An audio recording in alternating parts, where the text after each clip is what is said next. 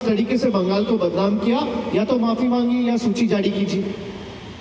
कोई सदुत्तर नहीं मिला, कोई कॉन्क्रीट आंसर नहीं मिला।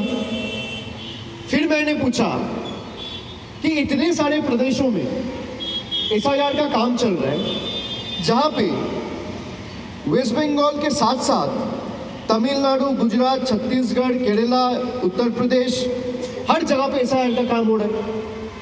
वेस्ट बंगाल में सबसे कम डिलीशन का परसेंटेज आया है 5.79%। तमिलनाडु में आया है 12.57%। छत्तीसगढ़ में आया है 8.76%। बीजेपी का डबल इंजन गवर्नमेंट गुजरात में आया है 9.95%, 9.95%, मतलब अप्रोक्सीमेटली 10%। केरला में आया है 6.65% और बंगाल में आया खाली 5.5%, 5.79%। तो आप selectively micro observer, district observer खाली बंगाल में क्यों लगा रहे, बाकी स्टेट में क्यों नहीं लगा रहे? उन्होंने कहा हमारे पास ऑफिसर नहीं है। मैंने कहा आप अभी जो AEROs हियरिंग कर रहे हैं उसमें भी 10 AEROs को बिठा के रखा है, पूरा स्ट्रेंथ को भी आप यूटिलाइज नहीं कर रहे। They don't have the correct information. They are not aware. And the Chief Election Commissioner is not in the scheme of things how the Election Commission is rolling out SIR in Bengal. ये देख के समझ में आता है कि ऊपर से कोई डिक्टेट कर रहा है और यहाँ बैठ के कोई सॉफ्टवेयर के हिसाब से उसको सैनिटाइज करके चलाया जा रहा है, नोटिस भेजे जा रहे हैं। नहीं तो आप फाउंड ओके में क्लिक करेगा तो हियरिंग नोटिस क्यों जाएगा? फाउंड ओके में क्लिक करेगा तो केस क्लोज होगा। इसका कोई हमें कॉन्क्रीट आंसर नहीं मिला। माइक्रो ऑब्जर्वर का जब हम पूछे कोई कॉन्क्रीट आंसर नहीं मिला। हमने कहा DOs को जिम्मेदारी दिया गया है कि कोई भी डॉक्यूमेंट जमा होता है 5 दिन में जाके चेक करो। यह असंभव कैसे? तो उन्होंने कहा कि DOs can write to the CEOs। फिर भी जरा आप मुझे बताइए कि मैंने अपने BLO को एक डॉक्यूमेंट दिया कि मैं बंगाल का वोटर हूँ, अभी मेरा उम्र हो सकता है 35 साल हो, 40 साल हो, 45 साल हो, लेकिन जब मैं 10th क्लियर किया था तो हो सकता है मैं तमिलनाडु से किया था या राजस्थान से किया था या दूसरा कोई स्टेट का कोई स्कूल से किया था, कॉलेज कोई यूनिवर्सिटी से किया था तो बंगाल के बाहर हो। How is it physically possible for the DO to verify the document? And there will be thousands of documents, not just 1 or 2. There will be tens, thousands of documents. How is it physically and literally feasible for the DO to verify those voluminous documents within a short span of 5 days? Isn't this decision arbitrary? उसके बाद हम लोग जो third party agencies के बारे में पूछे कि डेटा मिशन करके इलेक्शन कमीशन ने बंगाल में एक एजेंसी लगाया सर्वे करने के लिए, तो बोला अच्छा मुझे तो पता ही नहीं है। और अगर मैं झूठ कह रहा हूं तो जरा वहां पे CCTV था, फुटेज रिलीज करे मीडिया के सामने। भाई हमारे पास तो कैमरा नहीं थे, गया इलेक्शन कमीशन का प्रीमाइस में, हर जगह CCTV है, चेक करके अंदर गए। तो आप अगर सच कह रहे हो पूरा 2.5 घंटा मीटिंग का CCTV फुटेज आप रिलीज कर दो, लोग देखे क्या बात हुआ, कौन झूठ बोला कौन सच बोला। बोला हमारे पास तो कोई नॉलेज ही नहीं है, कोई एजेंसी को लगाया गया, हो सकता है CEO का ऑफिस से किया है। मैंने कहा CEO का ऑफिस से किया है तो आप फोकस करिए। How can the CEO's office issue directives and notifications without your approval and consent? तो उन्होंने वो कॉपी मांगा, हमने वो कॉपी भी दिया। उसके बाद हमने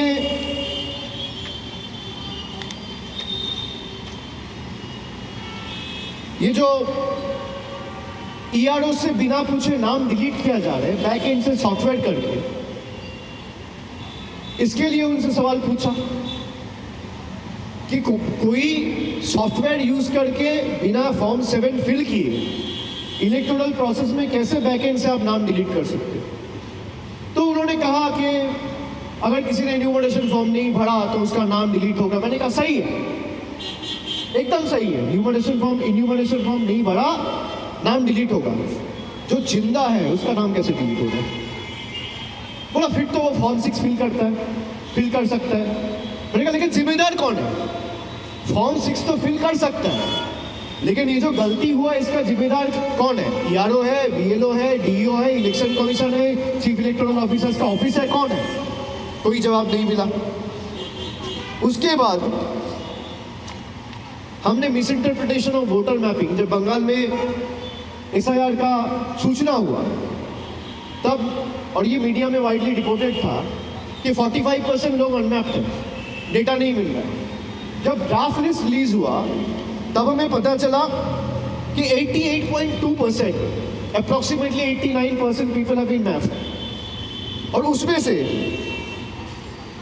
कुछ लोग तो सेल्फ मैप किया है और 40% शायद प्रोजेनी मैप है।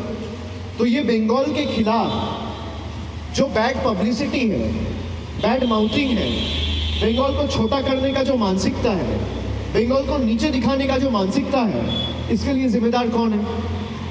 We didn't receive any concrete answer. उसके बाद हमने पूछा माइग्रेंट वर्कर्स के बारे में कि आपने कहा कि माइग्रेंट वर्कर्स जब फॉर्म फिलअप हो रहा था तो इन्यूमरेशन फॉर्म फिलअप करते वक्त माइग्रेंट लेबर का फैमिली का कोई भी एडल्ट फैमिली मेंबर 18 साल के ऊपर जिसका उम्र हो वो फॉर्म फिलअप करेगा और उसके साथ वो फॉर्म जमा देगा। तो माइग्रेंट लेबर को खुद आने का ज़रूरत नहीं है। मान लीजिए किसी का घर है हुगली में और वो काम करता है कहीं बाहर में, तमिलनाडु में या पंजाब में, तो हियरिंग में आप उसको फिजिकली बुला के हैरेस नहीं कर सकते। अगर देश का सुप्रीम कोर्ट का हियरिंग वर्चुअल हो सकता है, अगर देश के जितने भी हाई कोर्ट्स हैं, हाई कोर्ट की हियरिंग वर्चुअल हो सकता है, तो इलेक्शन कमीशन ये हियरिंग वर्चुअल क्यों नहीं करेगा? तो उन्होंने कहा कि ये पॉइंट ठीक है, मैं नोट डाउन करता हूं, आई विल एक्सप्लोर, और चर्चा करेंगे। जैसा बात हुआ है मैं आपको बोल रहा हूं। फिर सिलेक्टिवली करेगा तो हर पत्रकार, अगर आप जर्नलिस्टिक एथिक्स में बिलीव करते हो, ask them to release the CCTV footage. उसके बाद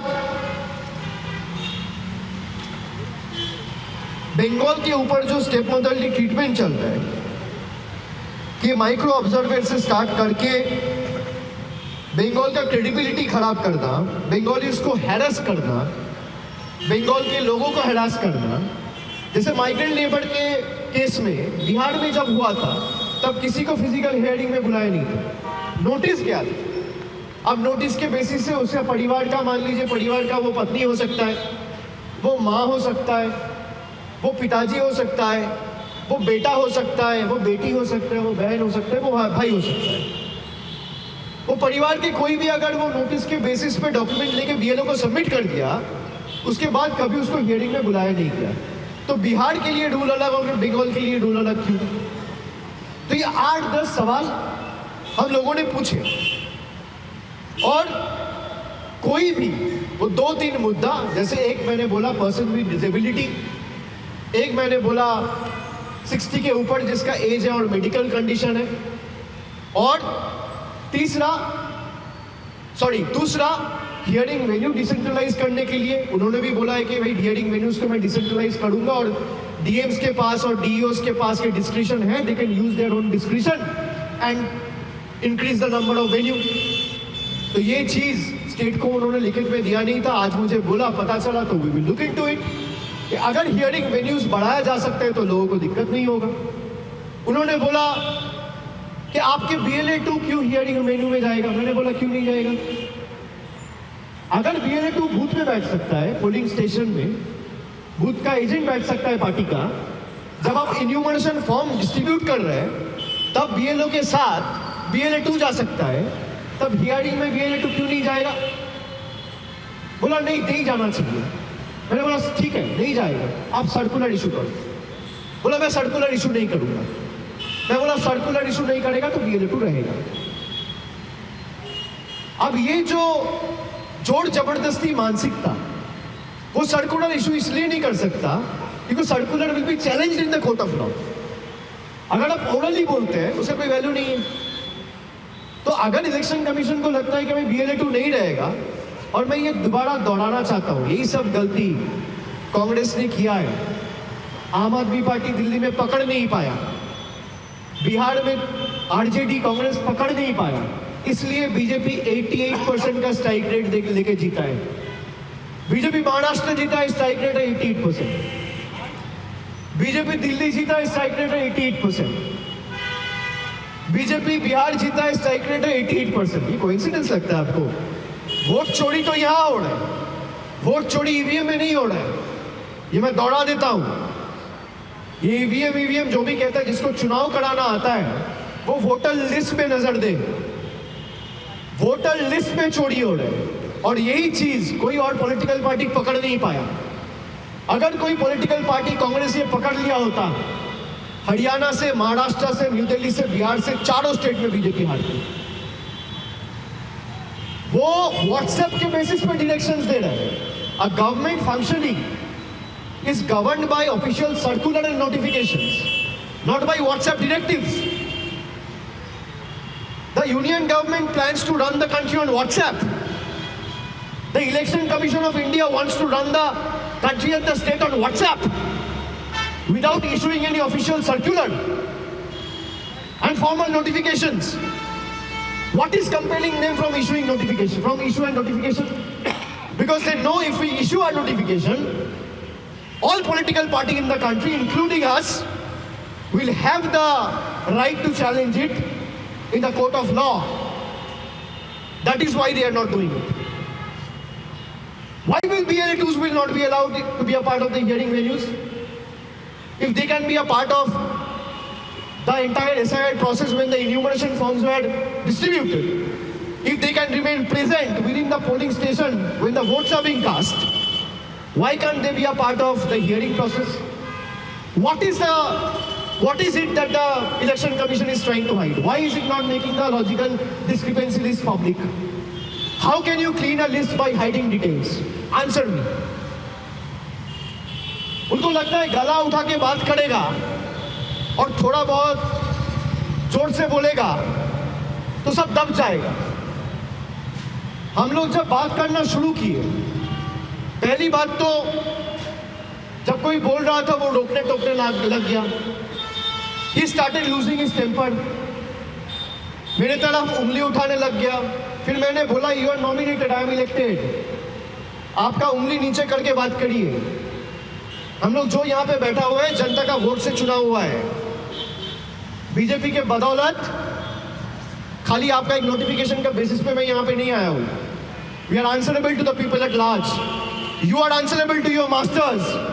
I am answerable to the people of my state, for whom we have come here to ensure none of them are left behind from the final electoral roll when the list is published. आप उंगली नीचे करके बात करिए।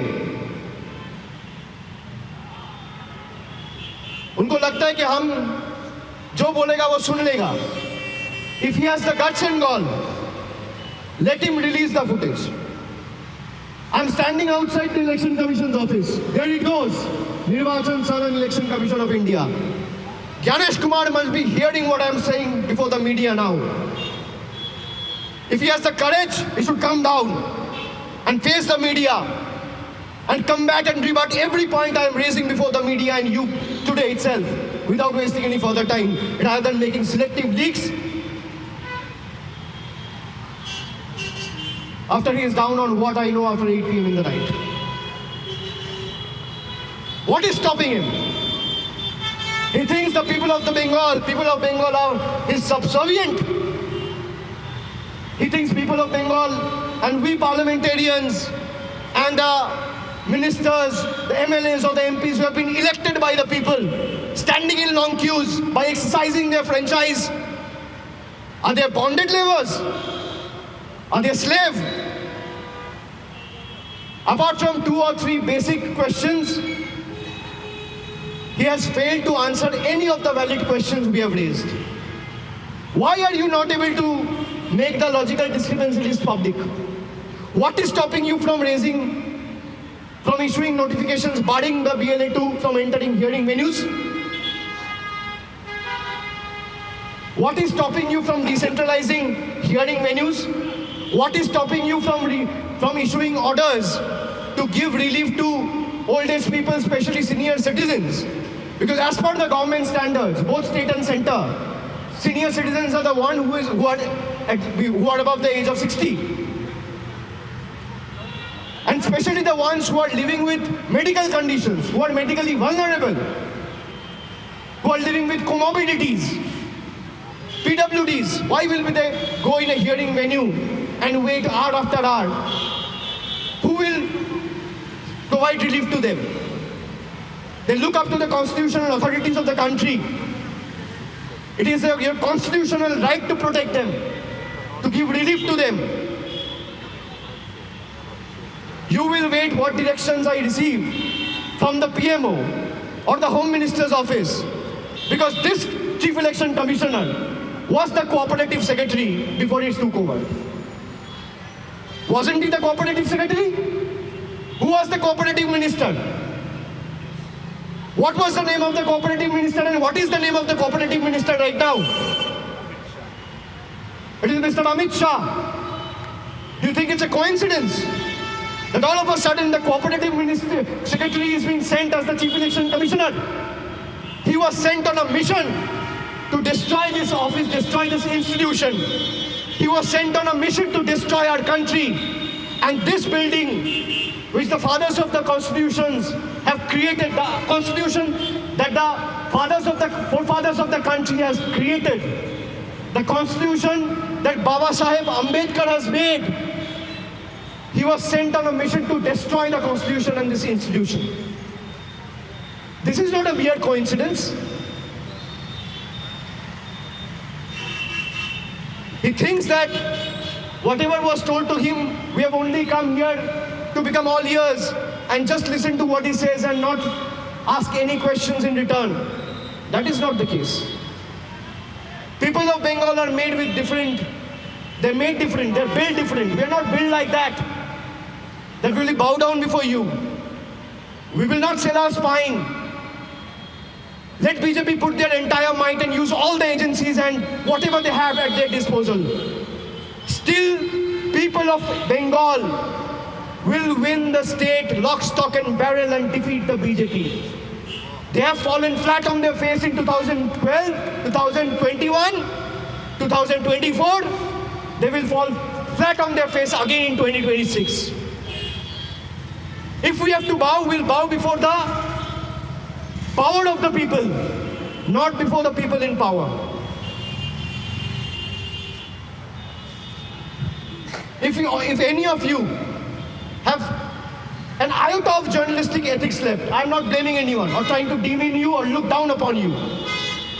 You people are extremely important for a transparent democracy, for a transparent electoral system. Ask Mr. Gyanesh Kumar to release the footage before making any selective leaks. 2.5 hours. And he is the only one who spoke. None of the other election commissioner. One spoke briefly for 30 seconds, trying to make a point. Everyone remained mum, stayed quiet. What was the brief? That only Mr. Gyanesh Kumar will come, speak, 10 Trinamool MPs and ministers will come, listen to Mr. Kumar and go out. Tata, bye-bye. We have come here to bid goodbye to your government, Mr. Kumar, Mr. Shah. This is a challenge to you. You put everything you have at your disposal. जितना ताकत लगाना है आप लगाओ. आप election commission को लगाओ, आप सीबीआई को लगाओ, आप ईडी को लगाओ, आप इनकम टैक्स को लगाओ, आप पैरामिलिट्री फोर्स लगाओ, आप जुडिशियरी को लगाओ, आप मीडिया को लगाओ. जनता हमारे साथ है. यही चीज अगर कांग्रेस पकड़ लेती तो आज हारती. आज बीजेपी हारती. यही चीज पकड़ नहीं पाया. मैं appeal to all like minded party, specially the one in the opposition, कि वोटर लिस्ट में चोरी हो रहा है, सॉफ्टवेयर से चोरी हो रहा है, ईवीएम से चोरी नहीं हो रहा है. बिकॉज ईवीएम आपको चेक करने का मौका मिलेगा. You are not getting to understand what algorithm they are running and what kind of software they are using to remove 50 lakh, 1 crore voters and disenfranchise them. यही पे चोरी हो रहा है और इसको रंगे हाथ पकड़ लिया गया है. अगर चोरी नहीं हो रहा है तो लॉजिकल डिस्क्रिपेंसीज का जो 1,36,00,000 लिस्ट है ये रिलीज करें। भाई एसआईआर पहले भी हुआ है, कोई दिक्कत नहीं है, लेकिन कोई सस्पिशियस लिस्ट बोल के कभी नहीं था, लॉजिकल डिस्क्रिपेंसी बोल के कोई लिस्ट नहीं था। 2002-03 में जब एसआईआर हुआ था, there was nothing called suspicious list, and I have told the Chief Election Commissioner, you are trying to weaponize the electoral roll. You are trying to weaponize the electoral roll based on this suspicion list. कहां से आया ये suspicious list? कौन बनाया? आपका software चला के दिखाइए। चले हमें छोड़ दीजिए, मीडिया वालों को दिखाइए कैसे सस्पिशन लिस्ट बना, कौन सा सॉफ्टवेयर से कौन सा एल्गोरिथम रन करके, जरा आप मुझे बताइए। एक सवाल मीडिया के कोई भी मुझे बता दे, 7,66,00,000 वोटर्स बंगाल का वोटर लिस्ट में था, 58 लाख वोटर निकल गया, अब 7,08,00,000 वोटर है। भाई जिस एक्सरसाइज को करने में 80,000 BLO, 8,000 BLO supervisor, 3,000 AERO, 300 ERO, 23 DEO और पूरा मशीनरी लगा के जो आप 2 महीना में करें, इलेक्शन कमीशन के पास कौन सा ऐसा जादू है कि वो 1 घंटा में लिस्ट सैनिटाइज करके बता दिया कि वो 1,36,00,000 लोगों का डिस्क्रिमिनेंसी है। जादू चढ़ी क्या है? What magic wand does they have? किसके बेसिस पे, आधार पे? आप लोगों को जो लॉजिकल डिस्क्रिपेंसी का डेटा दिया गया वो कब दिया गया? 16 दिसंबर। ड्राफ्ट इलेक्टोरल रोल कब रिलीज हुआ? 16 दिसंबर। भाई एक ही दिन में जो 1 लाख लोगों को 2 महीना करने में लगा, आप एक दिन में 1 घंटे में करके कैसे दे दिए? जरा इसका सवाल दे दीजिए, जवाब दे दीजिए। भाई इससे पता चलता है कि आप कितने डरे हुए हो। आप चाहते ही नहीं हो लोग वोट दे। पहले वोटर सरकार तय करती थी, अब सरकार वोटर तय करता है। यही तो बीजेपी का नया भारत है कि पहले वोटर तय करता था कि प्रधानमंत्री कौन बनेगा, सरकार में कौन बैठेगा। अब सरकार तय कर रहा है कि पोलिंग स्टेशन में कौन जाएगा और वोट कौन देगा। पूरा देश को इकट्ठा होकर इसको रोकना चाहिए और हर पार्टी को इस इलेक्टोरल रोल में जो चोरी है उसको पकड़ना चाहिए। हमने ये चोरी पकड़ा है। बंगाल में आपने नहीं देखा कितने लोग, हमारा एक काउंसिलर डांकुनी म्यूनिसिपैलिटी में जिंदा है, उसको डेट दिखा दिया। ऐसे हजारों केसेस थे, मैं लिस्ट दे दूंगा।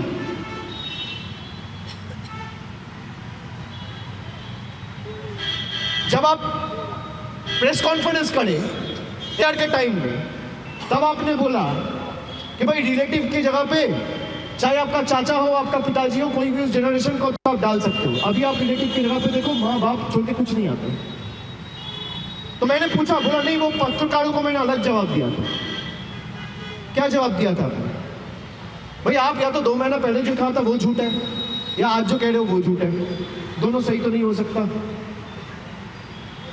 मैं उनको इतना ही बताना चाहता हूं कि बीजेपी पूरा जिंदगी देश नहीं चलाएगा, लेकिन देश का संविधान रहेगा। Make sure you operate and works, make sure you operate and work remaining within the ambit and yardsticks of law. अगर आपको लगेगा कि भाई सत्ते में रहने वाला लोग तो है ही, मेरे साथ बचा लेंगे, वो खुद नहीं बचेंगे जिस दिन सरकार बदलेगा। मुझे इतना ही बताना था। अभिषेक जी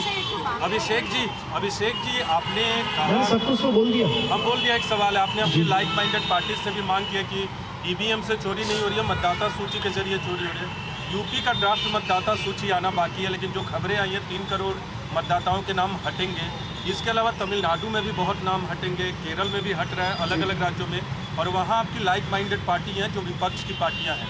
क्या यूपी में अखिलेश हो या तमिलनाडु में डीएमके हो, तमाम मेरा अगर बात होगा उनसे, मैं जरूर उनको अपना एक्सपीरियंस शेयर करके विस्तार में बताऊंगा, लेकिन मीडिया के थ्रू मैंने सबको अपील कर ही दिया। मेरा सवाल आपसे ये है कि टीएमसी जितनी एग्रेसिव तरीके से आप लोग यहाँ आ रहे, 2.5 घंटे बैठक कर रहे हैं, दूसरी विपक्षी पार्टियां SIR करना चाहिए। मैंने आपको कहा ना, इसीलिए कांग्रेस हारी है, नहीं तो कांग्रेस जीतती।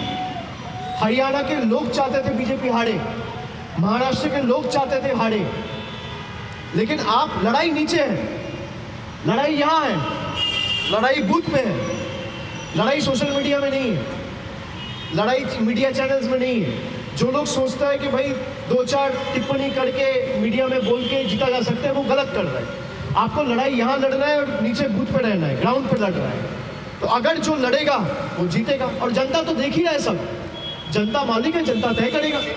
लेकिन मेरा अनुभव ये है कि अगर आप ठीक से लड़ोगे तो चाहे बीजेपी कितना भी ताकत लगा दे, वो जीत नहीं सकता, क्योंकि कौन जीतेगा ये बीजेपी नहीं, जनता तय करता है।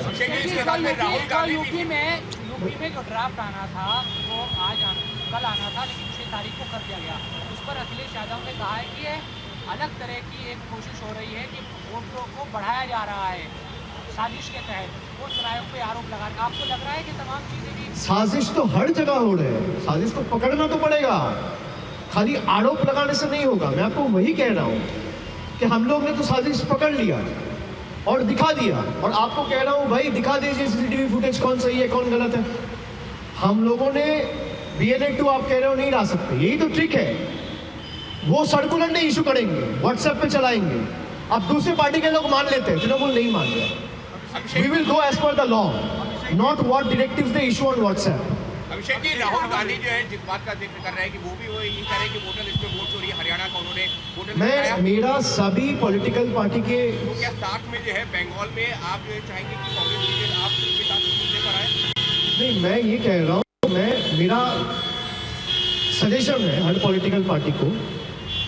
मेरा जो अंडरस्टैंडिंग है, मेरा जो अनुभव है कि चोरी वोटर लिस्ट में हो रहा है, आप उसमें ध्यान दो। लड़ाई आपके BNAs को लड़ना है। जो नीचे कार्यकर्ता बूथ में वोट के दिन बैठेगा, ये पूरा SIR एक्सरसाइज कर रहे हैं। आप लड़ाई खाली इलेक्शन का नहीं है कि चुनाव आयोग ने आचार संहिता लागू कर दिया फिर इलेक्शन शुरू हुआ, नहीं। जब से SIR चल रहा है तब से इलेक्शन का जंग शुरू हो गया। आपको लड़ाई उसी वक्त से लड़ना है।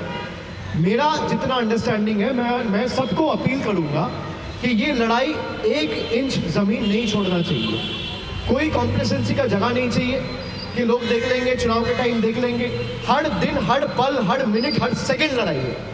और लड़ाई आपको खाली मीडिया के सामने नहीं, लड़ाई आपको जमीन पे लड़ना है। आपको खाली आरोप उठाने से नहीं काम चलेगा, उसको रोकना है। और लोग जो चाहते हैं वो करके दिखाना है। हमने वो करके दिखाया। भाई बंगाल में बोला ना 1 करोड़ बांग्लादेशी है, सबसे कम डिवीजन बंगाल में हुआ। कैसे हुआ? अब तृणमूल के 80,000 BNA 2 काम किया तब हुआ। अगर मैं मीडिया के सामने बड़बड़ कर रहा होता और रोज 7 से 8 बैठ के ज्ञान दे रहा होता तब तो नहीं होता। तो मेरा अपील ये है कि लड़ाई अगर आपको लड़ना है तो you have to fight it on the ground rather than giving your ज्ञान on TV studios and trying to behave like a political guru to show what brilliant acumen you possess. That doesn't work until and unless you decide to hit the ground and take it on yourself and hold the BJP accountable at every step. भाई आप बहुत ले लिए, मेरा flight है, आप छोड़ दीजिए।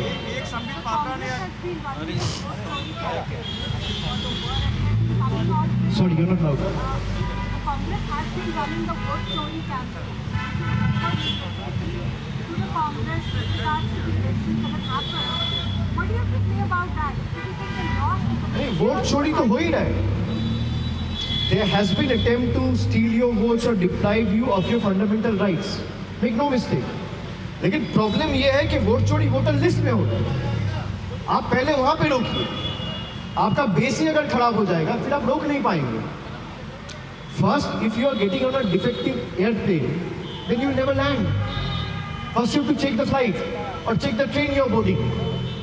If the engines are defective, there will be higher chances that you will eventually meet with an accident and you will not be able to preempt that. So until and unless you decide to sanitize the list and hold the Election Commission of India and the agencies working under the Union of India's behest to serve their and cater their own political interests, you will never be able to win elections. Otherwise, people of Maharashtra, people of Haryana, people of Delhi, everyone wanted to teach BJP a lesson. What happened in Maharashtra? BJP added 40 lakh voters in a period of 4 months. What happened in Delhi? In Arvind Kejriwal's own constituency, BJP added 20,000 voters. in a period of 10 months. In Maharashtra, if you see the average, every year there has been an increase of 8 to 10 lakh voters. So what happened in 5 years, BJP did it in 4 months. And Congress and NCP, Sharad Pawar ji's section was not able to catch. भाई अगर आप चोरी पकड़ोगे नहीं तो चोर चोरी करेगा. चोर को चोरी करने से पकड़ना है ना, तभी तो चोरी बंद होगा. Trinamool Congress has Trinamool come with an excuse or rather justification that look, you make allegations but vote percentages have increased in Maharashtra, in Bihar. They use these arguments as their vindicating point. How do you respond to that? If the voter list is flawed, their vote percentage is bound to increase. What's there to wear it as a badge of honor? If my voter list is flawed and I'm doing all the irregularities when the SIR or the SSR is in process, special summary revision is happening, then what is there to wear it as a badge of honor that my vote percentage is increased? Why is BJP's vote percentage not increasing in Bengal? Ask them.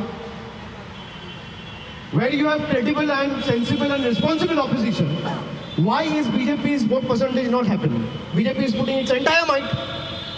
BJP is spending thousands of crores. BJP Bengal में क्या पैसा नहीं खर्चा करती है? अभी अमित शाह कहाँ है? बंगाल में. भाई देश का राजधानी में ब्लास्ट हो रहा है, उनको कोई फर्क नहीं पड़ता है. He is busy fighting elections. तो अगर बंगाल में आप इतना ताकत लगा रहे हो तो बंगाल में आपका वोट परसेंटेज क्यों नहीं बढ़ रहा है? क्योंकि आपका चोरी पकड़ लिया जा रहा है. तृणमूल कांग्रेस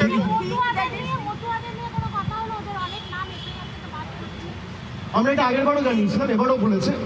ওনারা বলেছেন যে যদি নাম বাদ পড়ে তাহলে ফর্ম 6 ভরে তারা জমা দেবে. তারা তো করছে, কিন্তু আমাদের বক্তব্য যাদের গাফিলতির কারণে এটা হচ্ছে তাদেরকে তো কোনো না কোনোভাবে শাস্তি দিতে হবে, এটা অথরিটি পেতে দিতে হবে.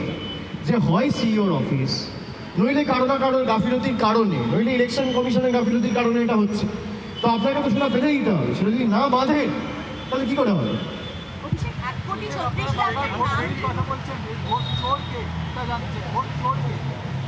ভোট চোরকে সবাই জানে. আপনি গুগলে লিখে সার্চ করুন ভোট চোরকে, বেরিয়ে যাবে. অভিষেক, আপনাদের আজকে দেখা করার পরেও কি আপনার মনে হয় যে 1,36,00,000 নামের তালিকা প্রকাশ্যে না জীবনে পারবে না. যদি আনে তাহলে তো আমরা আর দাবি করবো না. ভাই আপনার যদি উদ্দেশ্য ঠিক থাকে আপনি লিস্ট পাবলিশ করবেন না কেন? ধরুন আমি বলছি 1,36,00,000 লোকের মধ্যে 75 লক্ষ লোক রয়েছে যাদের মধ্যে বানান ভুল রয়েছে নামে, কোনো অসুবিধা নেই, থাকতেই পারে. আপনি লিস্ট রিলিজ করুন.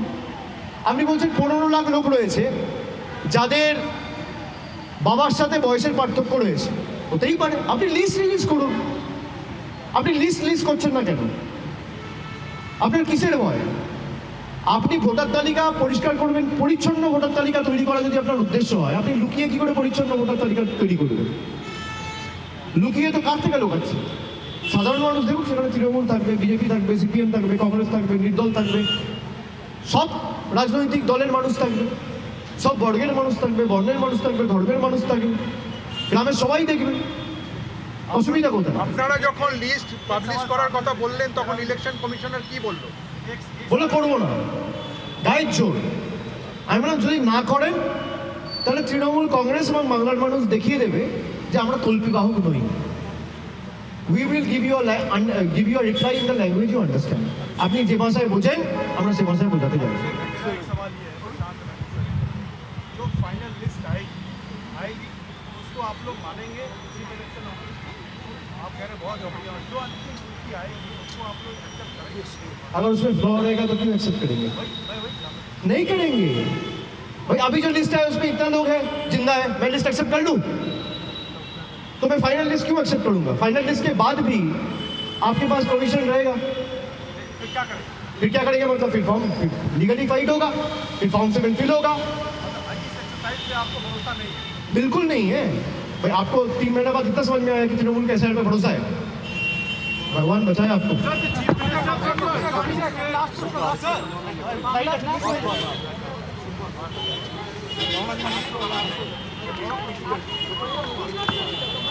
আপনারা শুনছিলেন মুখ্য নির্বাচন কমিশনার জ্ঞানেশ কুমারের বিরুদ্ধে কার্যত নজিরবিহীন চড়া সুর অভিষেক বন্দ্যোপাধ্যায়ের।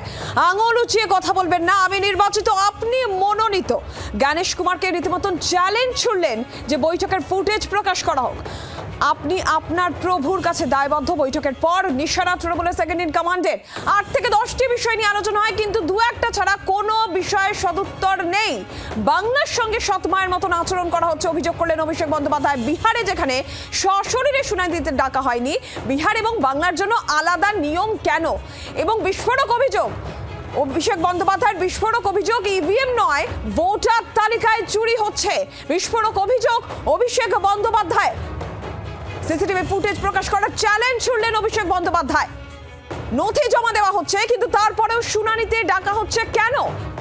বাদ পড়া 58 লক্ষের মধ্যে কতজন রোহিঙ্গা বাংলাদেশি?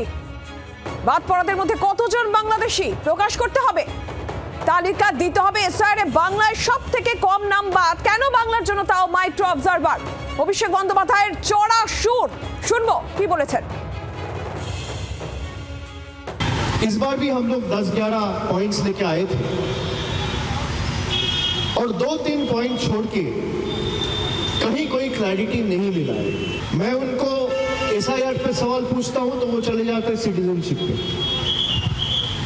मैं उनको डिलीशन पे सवाल पूछता हूं तो वो चले जाता है इलेक्शन का फॉर्म 7 फिल करो। 9 থেকে 10টা বিষয় নিয়ে আলোচনা, যার মধ্যে দু একটা ছাড়া কোনো সদুত্তর পাওয়া যায়নি।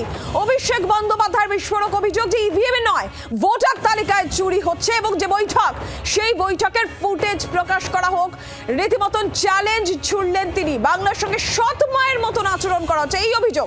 বাংলার বিহারের জন্য কেন আলাদা নিয়ম? যেখানে বাংলায় সব থেকে কম নাম বাদ পড়েছে, বাংলার জন্য কেন মাইক্রো অবজারভার? এই প্রশ্নও তুলেছেন তিনি। আর এরই পাশাপাশি যে হেনস্থার অভিযোগ সামনে আসছে, বয়স্কদের ভোটার শুনানি কেন্দ্রে যেতে হচ্ছে, এই অভিযোগ নিয়ে যেখানে তৃণমূল কংগ্রেস বারবার সরব হয়েছে, সেই প্রসঙ্গও আজকে তিনি তুলে এনেছেন। এবং সেই প্রসঙ্গেও কিন্তু রীতিমতন চড়া সুর অভিষেক বন্দ্যোপাধ্যায়। বৈঠকের পর নিশানা তৃণমূলের সেকেন্ড ইন কমান্ডের। একদম কার্যত নজিরবিহীন ভাবে অভিষেক বন্দ্যোপাধ্যায়ের চড়া সুর, আমি নির্বাচিত, আপনি মনোনীত। জ্ঞানেশ কুমারকে চ্যালেঞ্জও ছুড়েছেন তিনি যে বৈঠকের ফুটেজ प्रकाश करा होक। हम लोग जब बात करना शुरू किए, पहली बात तो जब कोई बोल रहा था वो रोकने टोकने लग गया। He started losing his temper, मेरे तरफ उंगली उठाने लग गया। फिर मैंने बोला you are nominated, I am elected, आपका उंगली नीचे करके बात करिए। हम लोग जो यहाँ पे बैठा हुआ है जनता का वोट से चुना हुआ है। बीजेपी के बदौलत खाली आपका एक नोटिफिकेशन का बेसिस पे मैं यहाँ पे नहीं आया हूँ। We are answerable to the people at large. You are answerable to your masters. I am answerable to the people of my state, for whom we have come here to ensure none of them are left behind from the final electoral roll when the list is published. आप उंगली नीचे करके बात करिए. Let him release the footage. I am standing outside the Election Commission's office. If he has the courage, he should come down.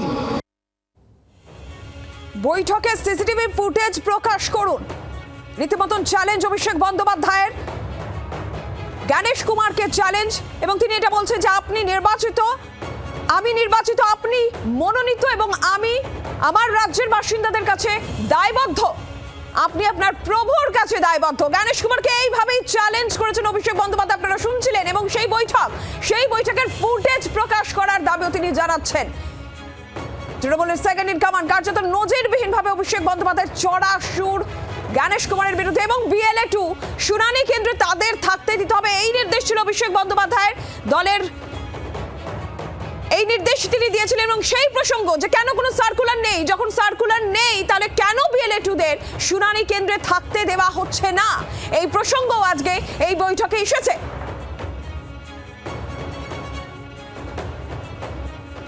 Bihar এবং বাংলার জন্য আলাদা নিয়ম কেন?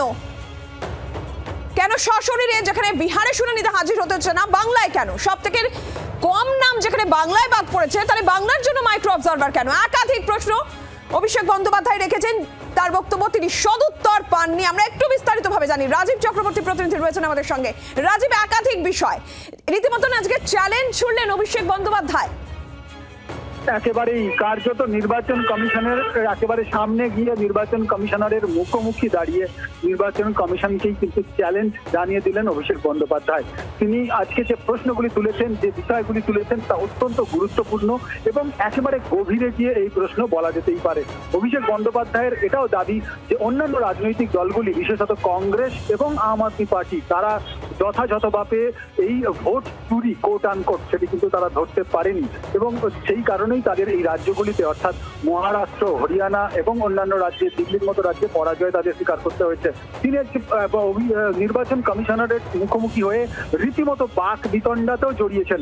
যদি তুমি দেখো তো অভিষেক বন্দ্যোপাধ্যায় নিজেই জানাচ্ছেন যে মুখ্য নির্বাচন কমিশনার তার দিকে আঙুল তুলে কথা বলছিলেন।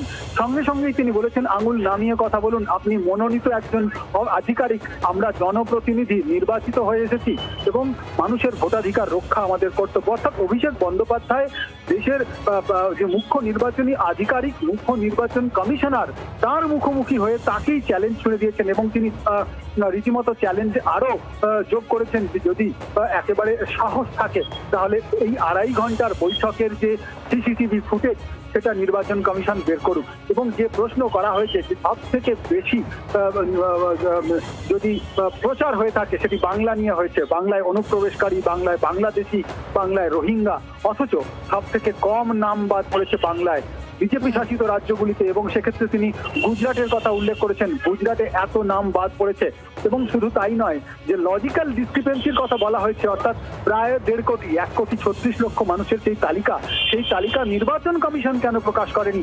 কেন সেটি হোয়াটসঅ্যাপ গ্রুপে ছাড়া হচ্ছে, হোয়াটসঅ্যাপ গ্রুপে ঘুরছে? বিপুল সংখ্যক আধিকারিক এবং কর্মীরা দীর্ঘদিন তারা সমীক্ষা করে যে তথ্য দিয়ে যে তালিকা বানিয়েছেন তা কি করে কয়েক ঘন্টার মধ্যে, 1-2 ঘন্টার মধ্যে কি করে নির্বাচন কমিশন তার মধ্যে 1,36,00,000-কে শনাক্তকরণ করলো? এবং যদি শনাক্তকরণ হয়ে থাকে তাহলে তার তালিকা কেন প্রকাশ করা হয়নি? এবং এর আগে অতীতেও এসআইআর হয়েছে, সেক্ষেত্রে লজিক্যাল ডিসক্রিপেন্সির কোনো তালিকা কিন্তু ছিল না, সেক্ষেত্রে সেটি কেন এসেছে? এবং শুধু তাই নয়, অভিষেক বন্দ্যোপাধ্যায় আজকে কিন্তু নির্বাচন কমিশনের দিকে বেশ কিছু বিষয়ে আঙুল তুলেছে। হোয়াটসঅ্যাপে সরকারি তথ্য দেওয়ার কথা বলেছেন, যে বিজ্ঞপ্তি দেওয়া হয়নি। এবং আমরা জানি বাংলায় একটি রীতিমতো চড়া সুর আজকে অভিষেক বন্দ্যোপাধ্যায় শোনা গেল। রাজীব, ধন্যবাদ তোমাকে। বাংলার আওয়াজ, বাঙালির আবেগ, জি 24 ঘন্টা।